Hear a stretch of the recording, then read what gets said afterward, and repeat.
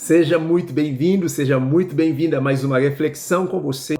Hoje eu quero conversar com você sobre o que a Bíblia tem a nos ensinar sobre trauma emocional. Então, nosso tema é o que a Bíblia diz sobre trauma emocional. Muitas pessoas acreditam que trauma emocional é um assunto da psicologia moderna, é um assunto contemporâneo, é uma coisa da atualidade. Mas quando nós olhamos na Bíblia, a Bíblia fala sobre o sofrimento, sobre a dor humana, desde o primeiro livro até o último livro.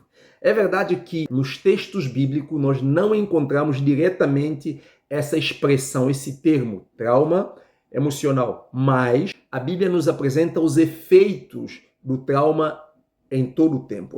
A Bíblia apresenta pessoas vivendo com medo intenso, a Bíblia apresenta pessoas vivendo com angústia, a Bíblia apresenta pessoas vivendo com ansiedade, com tristeza profunda, rejeição, abandono, luto, esgotamento emocional. Então, quando o pecado entra no mundo, ele não trouxe apenas a separação espiritual do homem e Deus, mas ele trouxe consequências profundas e desastrosas a toda a nossa estrutura. Afetou o nosso espírito, gerando separação da comunhão perfeita que existia entre nós e Deus. Afetou também a nossa alma, criando na nossa alma medo, insegurança, angústia, vergonha, ressentimento, tristeza e assim por diante. No nosso corpo, sofrimento, doença, envelhecimento e morte.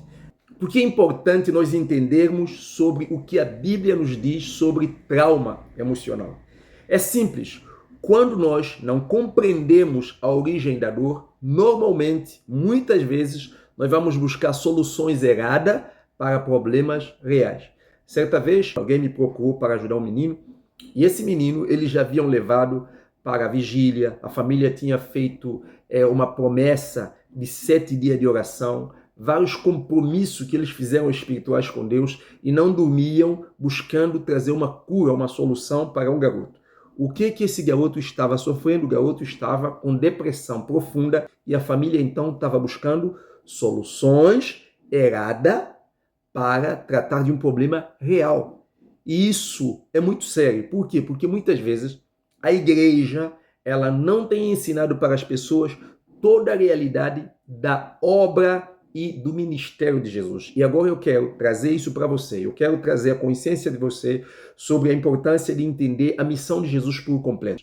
Muitos cristãos enxergam a obra e o ministério de Cristo apenas na perspectiva de perdão dos pecados. Ou seja, Cristo veio para morrer na cruz, pagar pelos nossos pecados e nos libertar da condenação do inferno. Mas, quando você observa o Evangelho, você vê algo muito profundo. Nós vemos que Jesus veio para libertar o ser humano de tudo aquilo que o pecado produziu nele, todas as consequências que o pecado produziu em nós. Ou seja, Jesus veio para restaurar o homem por completo. E eu preciso te dizer uma coisa, o ser humano só é completo quando ele ressignifica a sua vida em Jesus. Por isso que você vai perceber, nos evangelhos, nós encontramos Jesus lidando com pessoas feridas, pessoas cansadas, pessoas oprimidas, pessoas sobrecarregadas, pessoas emocionalmente feridas.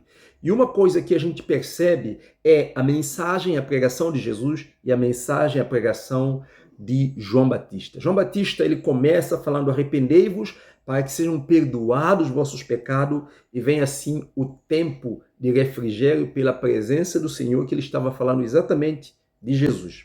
Quando Jesus inicia o seu ministério, ele prega sobre arrependimento? Sim, ele prega, mas a mensagem de Jesus era mais voltado para libertar pessoas do peso das consequências do pecado. A mensagem de Jesus era: vinde a mim todos que estáis cansados e sobrecarregados, e eu vos aliviarei. A mensagem de Jesus era: no mundo tereis aflições, mas tende bom ânimo, porque eu venci o mundo. A mensagem de Jesus era: não andais ansiosos, inquietos por causa de coisa alguma. Perceba a importância disso.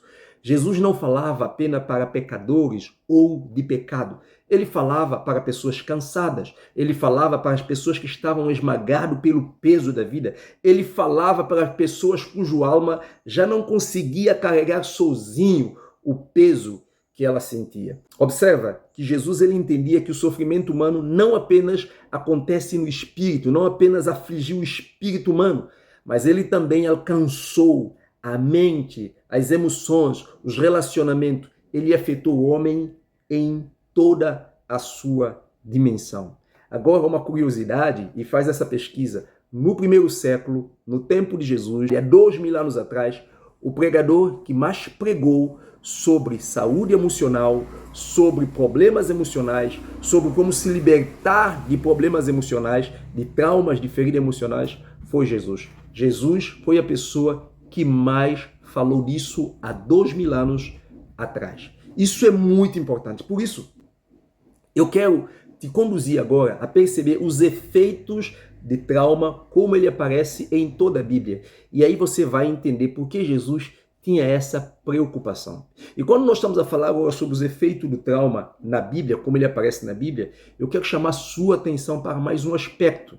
Você vai perceber que as pessoas que nós vamos aqui ver, analisar o estado emocional dele, eram homens tementes a Deus, eram homens que tinham um relacionamento saudável com Deus, eram servos de Deus, eram homens que foram usados de forma extraordinária por Deus, mas que entraram em crise emocional, que sofreram colapso emocional. Ou seja, a Bíblia está cheia de pessoas feridas emocionalmente. E isso é muito importante, porque isso destrói a falsa ideia de que o sofrimento emocional é falta de fé. O sofrimento emocional não é falta de fé, mas sim são marcas produzidas por experiências dolorosas vividas em um mundo quebrado. Vamos observar alguns exemplos aqui. E eu quero falar a você sobre um servo de Deus, temente a Deus, que recebeu um título que não foi homem quem deu esse título para ele, foi o próprio Deus. Davi foi chamado homem segundo o coração de Deus. Davi carregava dor na sua alma.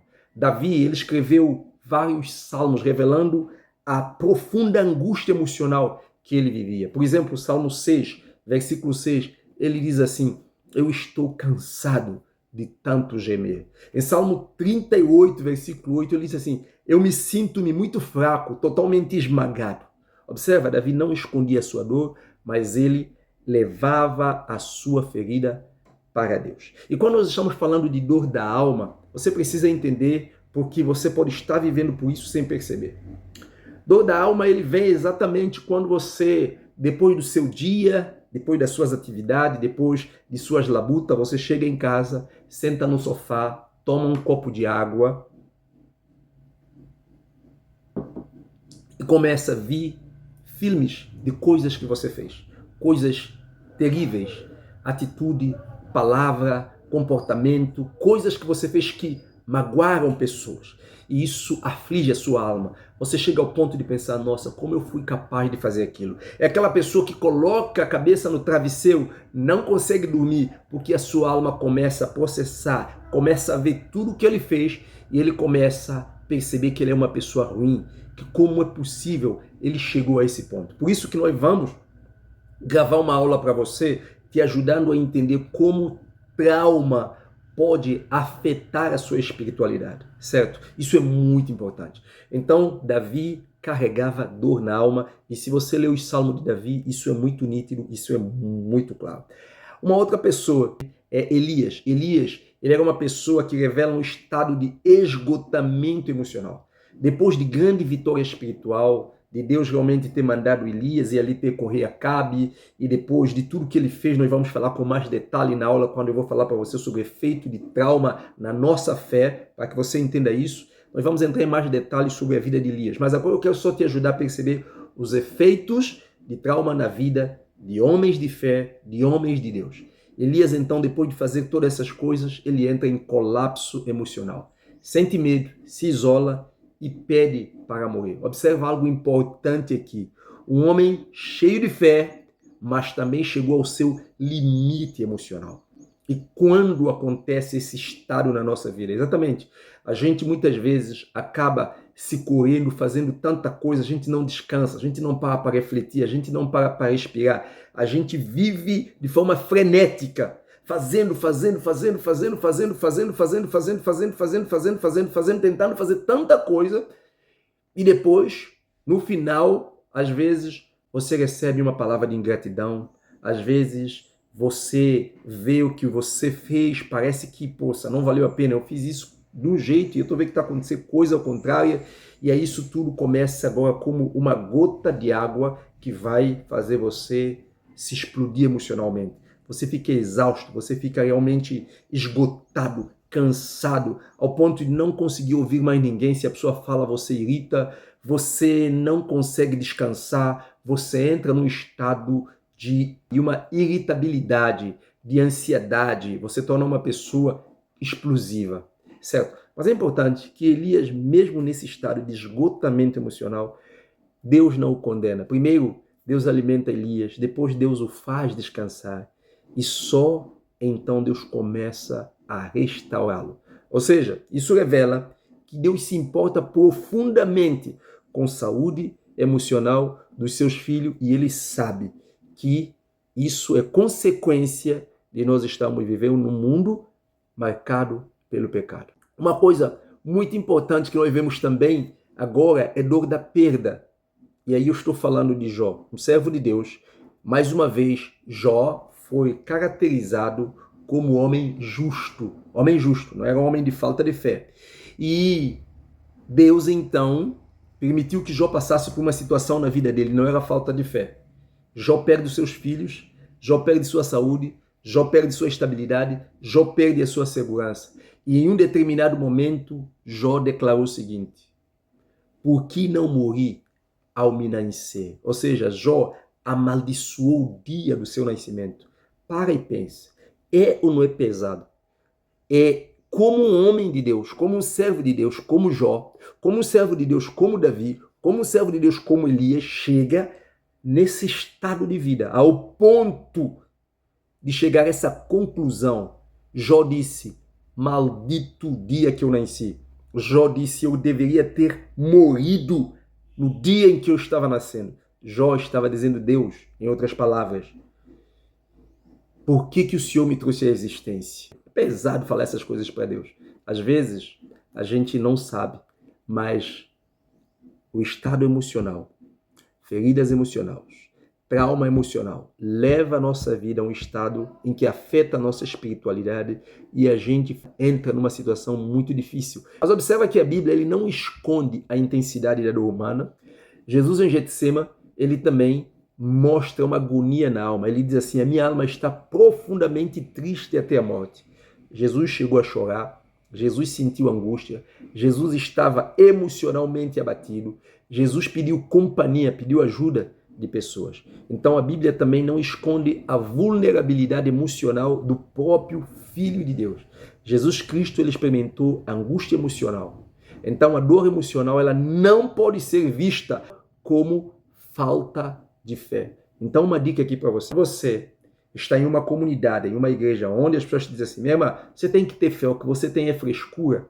Eu te aconselho a afastar dessas pessoas e a buscar ajuda. Porque quem ignora a sua dor não está apenas ignorando a sua dor, está ignorando você. E você é importante. Deus se importa com você.